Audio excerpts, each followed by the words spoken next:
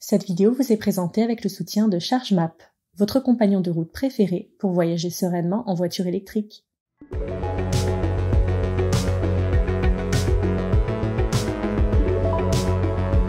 Bonjour à tous et bienvenue sur Automobile Propre. Nous sommes le vendredi 9 septembre et vous l'avez peut-être remarqué, notre site était difficilement accessible hier dans la journée. La faute à une très grande affluence, en particulier sur un article qui a fait le buzz et qui a été beaucoup partagé. Nous tenions donc à nous excuser pour la gêne occasionnée. En parlant de buzz, celui de Volkswagen est déjà à laisser sur notre site. Un petit événement puisqu'après pas moins de 3 concepts présentés durant les 2 dernières décennies, on ne croyait plus vraiment à la commercialisation d'un combi du 21e siècle. De quoi peut-être vous donner envie de le découvrir plus en détail maintenant que le site est à nouveau accessible. Et avant de faire un rapide tour de l'actualité de la semaine, un petit mot encore sur un autre événement qui aura lieu très bientôt. Automobile Propre lance en effet le trophée de la voiture électrique de l'année, intitulé les Watts d'Or. Ce trophée sera remis le jeudi 10 novembre prochain lors d'une cérémonie 100% digitale et retransmise en direct sur internet. Outre la catégorie reine dédiée à la voiture électrique de l'année, 2 autres catégories sont en compétition, dont l'une qui est ouverte et concerne l'innovation dans l'électromobilité. Autrement dit, si vous avez développé un service, un logiciel ou une application mobile facilitant les déplacements en véhicule électrique par exemple, n'hésitez pas à nous envoyer votre candidature avant le 23 septembre via le site des Watts d'Or. On attend vos dossiers. Allez, sans plus attendre, place à l'actualité, c'est parti. Après avoir proposé plus de puissance via une variante VZ de 230 chevaux, la Cupra Born propose désormais plus d'autonomie grâce à la grosse batterie de 77 kWh. Avec cette capacité, elle revendique 550 km d'autonomie WLTP contre 421 km pour la version 58 kWh. Et bonne surprise, cette version XL peut bénéficier du bonus écologique maximal puisqu'elle s'affiche à 46 500 €. Selon la marque, il s'agit d'ailleurs de la seule voiture électrique avec plus de 500 km d'autonomie qui puisse en profiter. En effet, une Volkswagen ID3 Pro S avec la même batterie est proposée à partir de 48 150 €, prix catalogue. Reste que, selon vos talents de négociateur, il sera sans doute possible de faire baisser ce prix en dessous des 47 000 € et profiter là aussi de 6 000 € de bonus valables jusqu'à la fin de l'année. À n'en pas douter, les 2 compacts du groupe Volkswagen proposent ici un joli rapport prix-autonomie. De quoi leur pardonner un système d'infodivertissement perfectible qui pourra de toute façon être pallié avec Android Auto ou Apple CarPlay.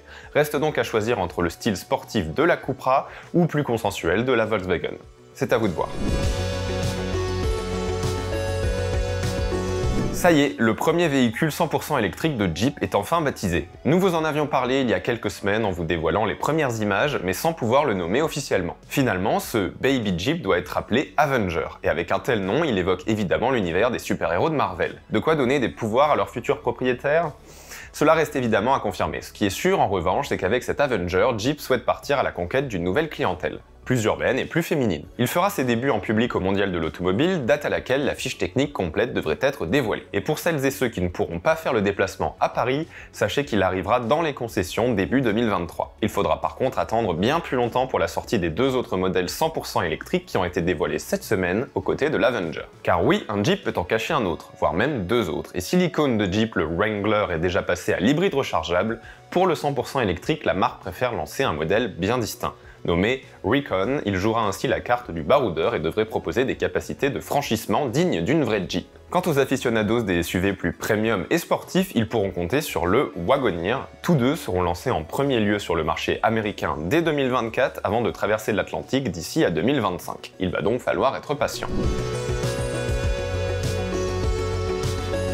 Le Tesla Model Y continue de faire parler de lui alors que son prix a fait couler beaucoup d'encre en se plaçant sous les 50 000 €, soit moins cher qu'une Tesla Model 3. Il peut maintenant jouer la carte de la sécurité pour bien se vendre. En effet, Euro NCAP vient de publier une nouvelle salve de résultats et dans le lot, le Tesla Model Y y fait figure de référence. En plus d'obtenir les fameuses 5 étoiles, le SUV a surtout établi de nouveaux records dans différentes catégories d'évaluation, devenues plus sévères en 2020. Il a notamment écrasé la concurrence pour la partie équipement de sécurité avec un score de 98%, quand le précédent record, détenu par le Nissan Qashqai, était de 95%. A noter que Tesla n'est pas la seule marque à avoir brillé. Euro NCAP a aussi envoyé dans le mur 2 véhicules chinois, l'Aura Funky 4 et le Wei Coffee O1, et tous les deux ont eu 5 étoiles. Preuve s'il en fallait que les constructeurs chinois sont un jour en matière de sécurité. Pour en revenir au modèle Y, on apprend également que les délais de livraison en Chine sont passés de entre 4 à 8 semaines à entre 1 à 4 semaines, un changement qui ne concerne néanmoins que la version propulsion. Plutôt étonnant d'ailleurs quand on sait que la marque a, jusqu'à présent, toujours privilégié ses modèles les plus chers. À voir maintenant si cela touchera également les modèles Y à destination de l'Europe.